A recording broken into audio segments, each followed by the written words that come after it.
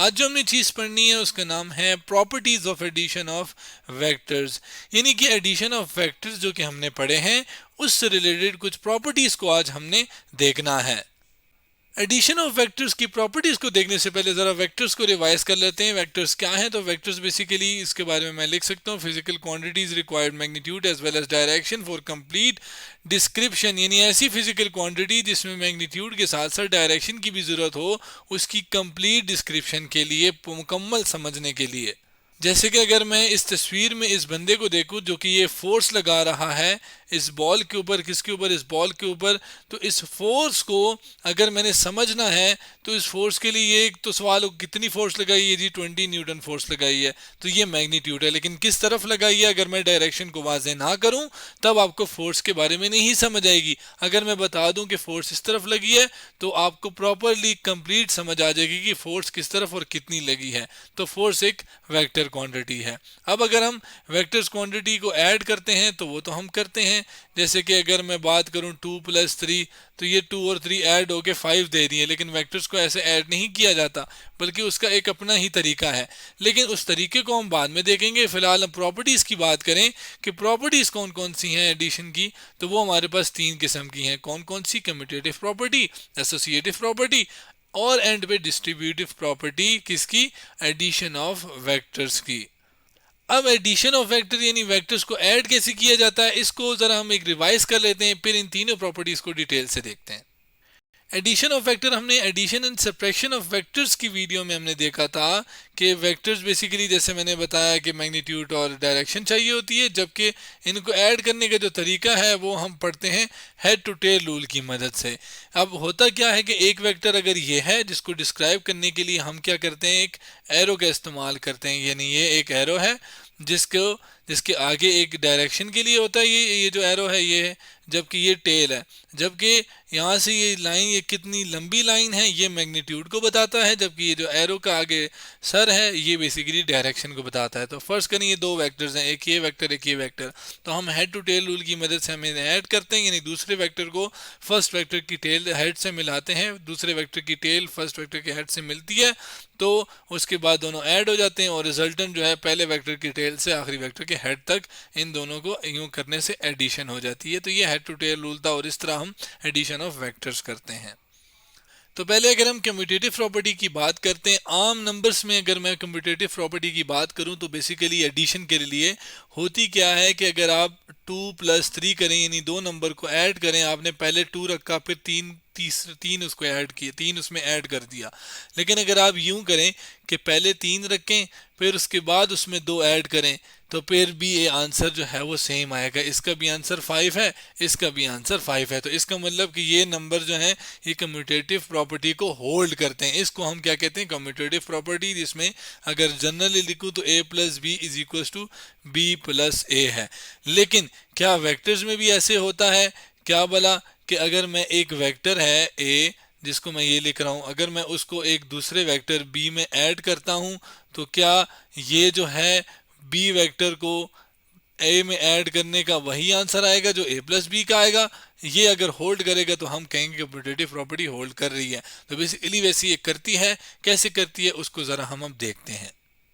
अब इसी vector addition को कम्यूटेटिव प्रॉपर्टी को होल्ड देखने के लिए हम इस एनिमेशन का सहारा लेंगे जो कि fed.colorado.edu की वेबसाइट से मैंने उठाई है। इसमें क्या है कि ये आपके पास एक कोऑर्डिनेट सिस्टम है, ये एक्स एक्सिस और ये वाई एक्सिस। इसके ऊपर हम फर्ज करें दो वेक्टर ले लेते हैं। एक वेक्टर ये ले लेते हैं जिसकी मैं कोई भी आर्बिट्री डायरेक्शन ले लेता हूँ, यानी कोई भी अपनी मर्जी की डायरेक्शन ले लेता हूँ। एक ये ले लेते हैं, इसकी भी अपनी मर्जी से एक डायरेक्शन चले, ये ले ली मैंने।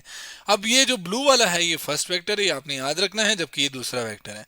फर्स्ट वेक्टर मैंने ये यहाँ पे रखा और इसके अंदर मैंने जो दूसरा वेक्टर है वो यूं ऐड कर दिया। जैसे ये देखिए मैंने ऐड कर दिया।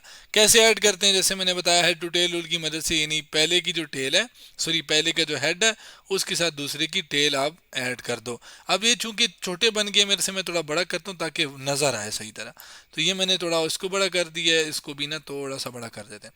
अब ये इसमें ऐड करने के लिए मैं पहले वेक्टर की जो हेड है उसके अंदर ये मिला देता हूँ, तो ये मैंने उसकी टेल मिला दी, दोनों आपस में ऐड हो गया। अब इनका रिजल्ट क्या है? अब रिजल्ट देखने के लिए मैं ये सम पे क्लिक करूंगा तो ये इन दोनों का रिजल्ट आ गया। अब यहाँ पे मैं सम पे क्लिक करा था तो ये आंसर सही नहीं दे रहा क्योंकि ये रिजल्टेंट तो नहीं है, लेकिन ये असल में यहाँ पे हमसे गलती हुई है, वो ये कि जब ये एडिशन इस एनिमेशन के अंदर करनी है तो वो एक रंग के करने हैं। मतलब इसको मैं यहाँ से उठा के इसका सेम रंग का ये वाला कर लें, मतलब ये दूसरा वेक्टर बिल्कुल वैसा ही है जैसे ये वाला था, तो ये मैंने इसको भी अब उठा के यहाँ पे इसको ऐड कर लिया। अब ये मुझे रिजल्टेंट ठीक देगा तो इसको हम वापस इधर रख लेते हैं।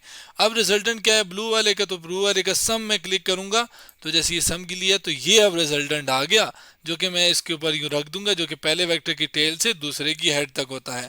तो ये एक रिजल्टेंट आ गया कब, जब मैंने ये वाला वेक्टर पहले रखा, ये वाला बाद में, यानी a प्लस बी करके। आप एक समझाने के लिए a है और ये b है, इसको चले नोट भी कर लेते हैं कि ये क्या है, ये a है और ये b है। ठीक है, ये दो वेक्टर्स हैं, इनके ऊपर एरो ऐड लगाए हैं, बेसिकली वेक्टर को रिप्रेजेंट करने के लिए ये ऊपर एरो लगाते हैं हम। अब ये दोनों ऐड किए तो मेरे पास ये a प्लस बी जो भी रिजल्टेंट आया वो ये वाला, ये ब्लू वाला क्या है, a प्लस बी का रिजल्टेंट। लेकिन अब मैं अगर क्या करूं कि ये जो बी वाला वेक्टर है इसको पहले रख दूं और a को बाद में रखूं, तब क्या होगा। इसके लिए हम वापस एनिमेशन पे आ गए और ये वेक्टर अब याद रखी गई है, अब हमने पहले ऐड करना है, तो ये मैंने इधर रख दिया। इस रिजल्टेंट को मैं यहाँ से फिलहाल ख़त्म करता हूँ। ये मेरा बाद वाला वेक्टर था, ये यूँ आ गया, ये चूंकि पहले आ गया अब, यानी बी पहले आ गया, तो ये अब हो गया हमारे पास दूसरा वेक्टर, सॉरी जो कि पहला पहला था ए था, तो ये इसमें मैंने हेड टू टेल रूल की मदद से ऐड करके जब सम किया, ये तो वही सम आया जो पहले आ रहा था। ये तो बिल्कुल वही वाला है जो ये यहाँ पर a प्लस बी करने से आया था। कब, इसको अगर मैं आपको समझाऊं तो यहाँ पे अगर आप देखें तो एनिमेशन में हमने b प्लस ए किया हुआ है, जिसको मैं चले बताऊं यहाँ पे b प्लस ए किया हुआ है, जो कि रिजल्टेंट ये है। जबकि यहाँ पे हमने a प्लस बी किया था तो रिजल्टेंट तब भी वही था। इसका मतलब क्या हुआ कि कम्यूटेटिव प्रॉपर्टी वेक्टर्स में होल्ड करती है, हमने एनिमेशन में देख लिया। अब चलते हैं दूसरी प्रॉपर्टी जो कि कौन सी थी, एसोसिएटिव प्रॉपर्टी। एसोसिएटिव प्रॉपर्टी को अगर मैं वैसे रिवाइज कराऊं आम नंबर्स में कि एसोसिएटिव प्रॉपर्टी क्या होती है, तो उसके लिए अगर हम बात करें, होता यह है कि इसके अंदर बेसिकली दो नंबर्स होते हैं। मतलब मैं अगर चले फिलहाल नंबर्स में 2 प्लस 3 प्लस 6 ले लूं, तो एसोसिएटिव प्रॉपर्टी ये कहती है कि अगर आप इसको पहले ऐड कर लो, या फिर अगर आप क्या करो कि 2 प्लस 3 प्लस 6 है, इसमें अगर आप क्या करो कि जो ब्रैकेट है वो 3 प्लस 6 पे लगा लो, फिर बाद में उसमें 2 ऐड कर लेना, तब क्या होता है कि यहाँ पे 2 प्लस 3 क्या होता है 5, 5 प्लस 6, यहाँ पे 5 आया, 5 प्लस 6 11, तो यहाँ पे 3 प्लस 6 9, 9 तो 9 ये रहा, जमा 2 तो 2 प्लस 9 क्या 11। तो यानी पहले अगर आप आखिरी दो को ऐड कर लो फिर तीसरे को ऐड कर लो, या पहले दो को ऐड करके आखिरी वाले को बाद में ऐड कर लो, इससे फर्क नहीं पड़ता, आंसर बराबर आता है। इसको एसोसिएटिव प्रॉपर्टी कहते हैं। अब नंबर्स में तो ये होल्ड कर रही है, लेकिन क्या वेक्टर्स में ये होल्ड करेगी? वेक्टर्स में कैसे भला, कि फर्ज करें तीन वेक्टर्स हैं, ए वेक्टर और उसके साथ हमारे पास बी वेक्टर जिसको ऐड कर रहा हूं साथ तीसरे वेक्टर के सी वेक्टर के। क्या इसके अंदर अगर मैं क्या करूं, ए प्लस बी वेक्टर को पहले ऐड कर लूं, जैसे मैं यहाँ पे ब्रैकेट लगा रहा हूँ कि पहले ए वेक्टर फिर बी वेक्टर को आपस में ऐड करके फिर सी में अगर ऐड करूँगा, तो क्या वो बराबर आएगा? कब? जब ये a प्लस बी प्लस सी हो, तीनों वेक्टर्स हों, और इसमें अब मैं क्या करूं भला, कि मैं पहले b और c को ऐड करूं और फिर उसके बाद a को उसमें ऐड करूं। क्या इसका आंसर सेम आएगा? क्या होल्ड करेगी वेक्टर्स के अंदर? इसको देखते हैं। अब इस चीज़ को देखने के लिए, प्रूफ करने के लिए हम क्या करते हैं, ये एक वेक्टर लेते हैं जो कि क्या है, ए वेक्टर है। चले मैं इसको यहाँ पे बना लेता हूँ, ये ए वेक्टर है, ये हमारे पास बी वेक्टर है। चलें इसको भी यहाँ पे लेबल कर लेते हैं कि ये क्या है, हमारे पास बी वेक्टर है। लास्ट में हमारे पास ये कौन सा वेक्टर है, ये सी वेक्टर है।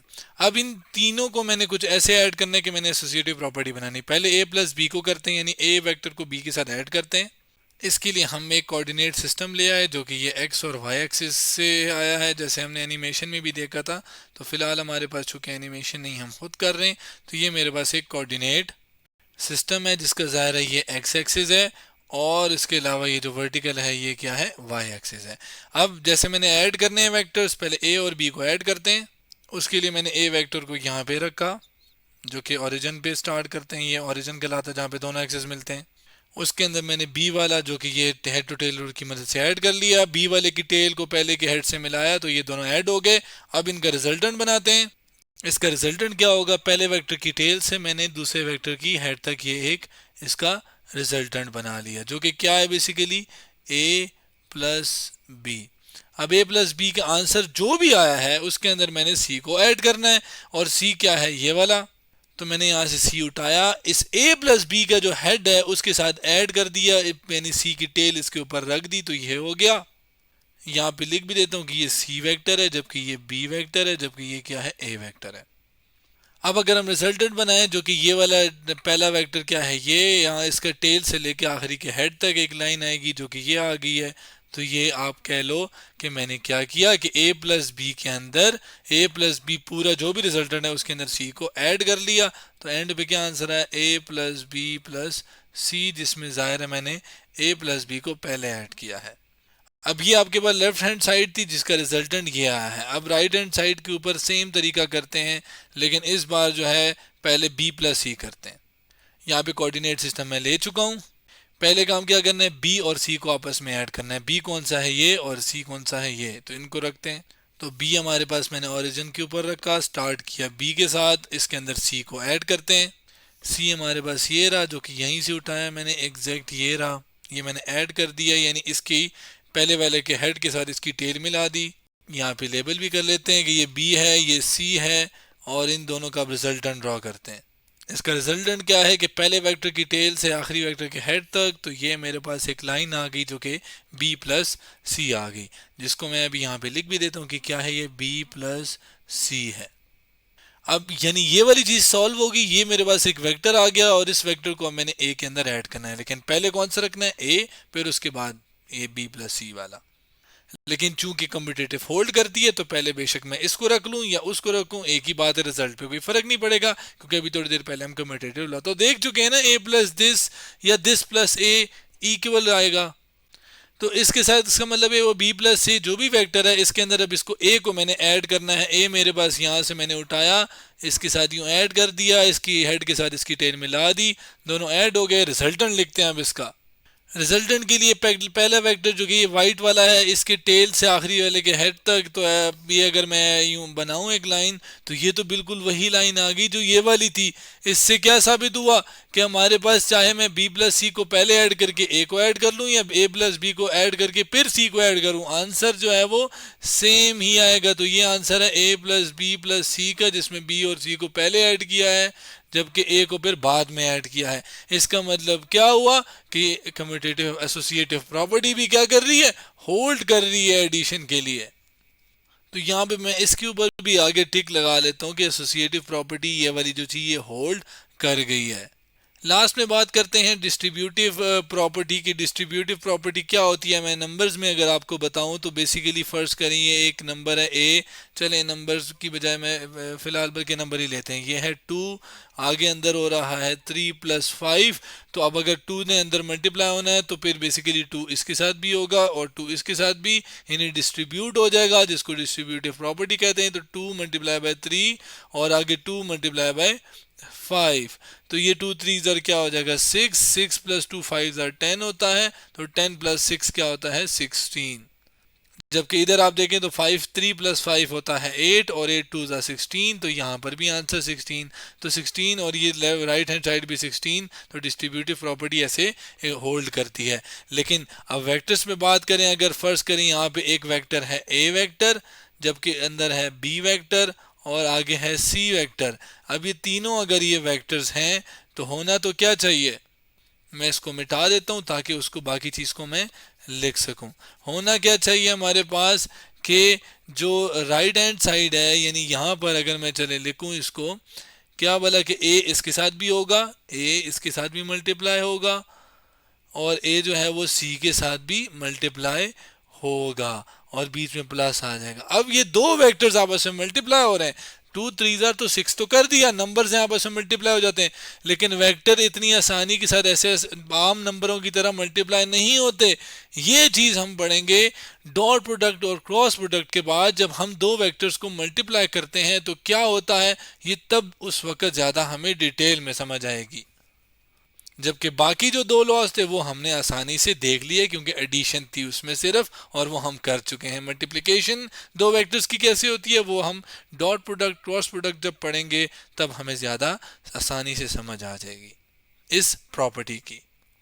तो आज हमने properties of addition of vectors के बारे में पढ़ा और हमने तीन प्रॉपर्टीज देखी जिसमें दो को डिटेल से और तीसरी को जिसमें मल्टीप्लिकेशन इन्वॉल्व थी वो हम बाद में डिटेल में देखेंगे। तो आज हमने properties of addition of vectors के बारे में पढ़ा।